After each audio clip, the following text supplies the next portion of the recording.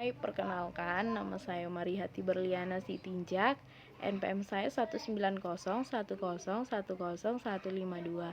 Di sini saya akan menjelaskan tentang pembelajaran membaca di kelas tinggi. Membaca adalah suatu proses yang dilakukan oleh pembaca yang bertujuan untuk memperoleh suatu informasi dari bahan bacaan serta memahami pola-pola bahasa yang ditulis oleh penulis. Jenis-jenis membaca: 1. Membaca nyaring, membaca bersuara, dan membaca lisan. Membaca nyaring adalah kegiatan membaca yang dilakukan oleh seseorang dengan cara bersuara. Untuk mengetahui cara membaca yang benar, baik itu dari pengucapan kata, kalimat, dan untuk mengetahui penekanan sesuai dengan ujaran pembicaraan yang hidup. Yang kedua, membaca dalam hati. Hanya mempergunakan ingatan visual atau visual memory. Membaca yang aktif adalah mata pandangan, penglihatan, dan ingatan, dan juga turut aktif auditory memory atau ingatan pendengaran dan ingatan yang bersangkut paut dengan otak kita. Membaca dalam hati hanya mempergunakan ingatan visual atau visual memory. Menurut Tarigan, dalam garis besarnya, membaca dalam hati terbagi atas 1. Membaca ekstensif. Membaca ekstensif berarti membaca secara luas. Objeknya meliputi sebanyak mungkin teks dalam waktu yang singkat mungkin. Membaca ekstensif ini meliputi 1. Membaca survei, 2. Membaca sekilas, 3. Membaca dangkal. Yang kedua, membaca intensif. Membaca intensif adalah membaca dengan penuh penghayatan untuk menyerap apa yang harus kita kuasai. Membaca intensif adalah 1. Membaca telah isi, 2. Membaca telah bahasa. Tahapan membaca. Tahapan atau kegiatan prabaca. Tahapan atau kegiatan prabaca adalah kegiatan pengajaran yang dilaksanakan sebelum siswa melakukan kegiatan membaca. Kegiatan membaca prabaca yang dikemukakan oleh coach tersebut adalah sebagai berikut: 1. Menjelaskan gambaran awal bacaan, 2. Petunjuk untuk melakukan antisipasi, 3. Pemetaan semantik atau peta konsep, 4. Menulis sebelum membaca, 5. Drama atau simulasi atau drama kreatif. Yang kedua, kegiatan membaca. Beberapa kegiatan yang dilakukan antara lain: 1. Menemukan inti gagasan, 2. Mengidentifikasi kata kunci, 3. Mengutip bacaan, 4. Menjaring data, 5. Mengisi format isi bacaan, 6. Merespon bacaan, 7. Membuat peta konsep bacaan, 8. Sharing ide dan diskusi, 9. Menguji prediksi, 10. Menjaring kata sulit, 11. Menguji fakta, opini, dan lain-lain. Yang ketiga, kegiatan pasca baca. Kegiatan pasca baca merupakan tahapan pembelajaran membaca yang bertujuan untuk menguji kemampuan membaca sekaligus menetapkan kemampuan membaca para siswa. Strategi digunakan pada tahap pasca baca adalah: 1.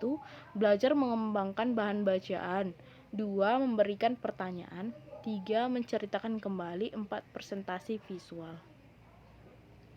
Metode pembelajaran membaca. 1. Metode turnamen membaca. Metode turnamen membaca merupakan metode yang menekankan usaha siswa memahami wacana dengan jalan bekerja sama dalam kelompok dengan menggunakan berbagai keterampilan sosial. Yang kedua, metode jigsaw membaca. Pembelajaran jigsaw membaca adalah salah satu tipe pembelajaran membaca yang mendorong siswa aktif dan saling membantu dalam menguasai materi pelajaran untuk mencapai prestasi yang maksimal. Kegiatan belajar jigsaw membaca menggabungkan kegiatan membaca, menulis, mendengar, dan berbicara. Yang ketiga, C. Metode kooperatif integrate reading and composition atau CIRC.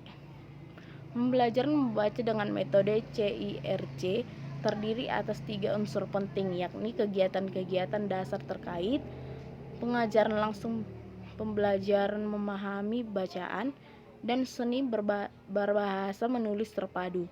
Metode CIRC pada dasarnya bertujuan untuk meningkatkan kemampuan siswa dalam memahami isi bacaan sekaligus membina kemampuan menulis reproduksi atas bahan bacaan yang dibaca. D. Metode scaffolded reading.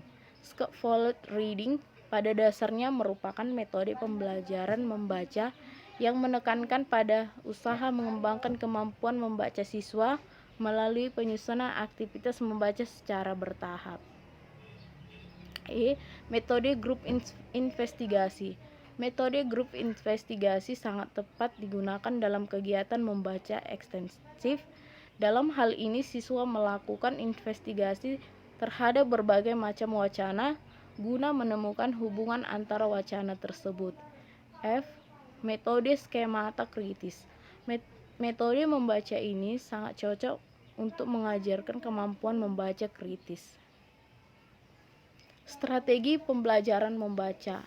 A. Strategi kegiatan membaca langsung atau KML atau DRA, Direct Reading Activity.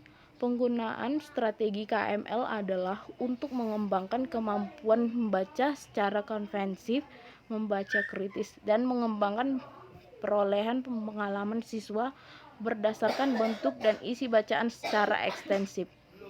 B. Strategi SQ3R atau Survey, Question, Read, Write, dan Review. Tujuan penggunaan strategi ini untuk membentuk kebiasaan siswa berkonsentrasi dalam membaca, melatih kemampuan membaca cepat, melatih dalam pengamalan berkenaan dengan isi bacaan, dan mengembangkan kemampuan membaca kritis dan konvensif. C. Strategi membaca tanya jawab atau MTJ atau request atau reading question.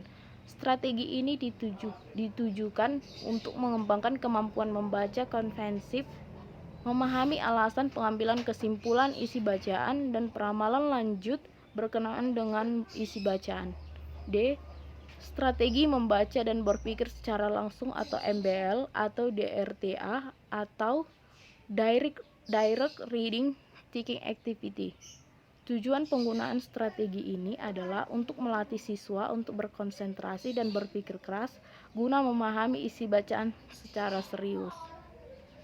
Strategi penghubungan pertanyaan jawaban atau PPJ atau QAR, Question Answer Relationship.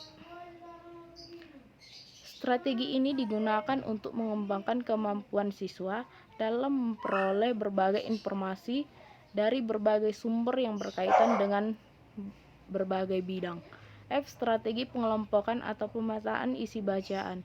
Strategi ini digunakan untuk mengembangkan kemampuan siswa dalam menyusun dan memahami bagan, mengelompokkan, memetakan isi bacaan, misalnya bacaan cerita, memetakan isi bacaan secara umum. Pendekatan pembelajaran membaca. Pendekatan adalah suatu ancaman atau kebijaksanaan dalam memulai pengajaran suatu bidang studi yang memberi arahan dan corak kepada metode pengajarannya dan didasarkan kepada asumsi yang berkaitan. A. Pendekatan komunikatif. B. Pendekatan integratif. C. Pendekatan secara belajar siswa aktif. D. Pendekatan world language. E. Pendekatan belajar kooperatif. F. Pendekatan bertujuan. G. Pendekatan struktural. H. Pendekatan intekstual. Sekian penjelasan dari saya, semoga bermanfaat buat kita semua. Terima kasih.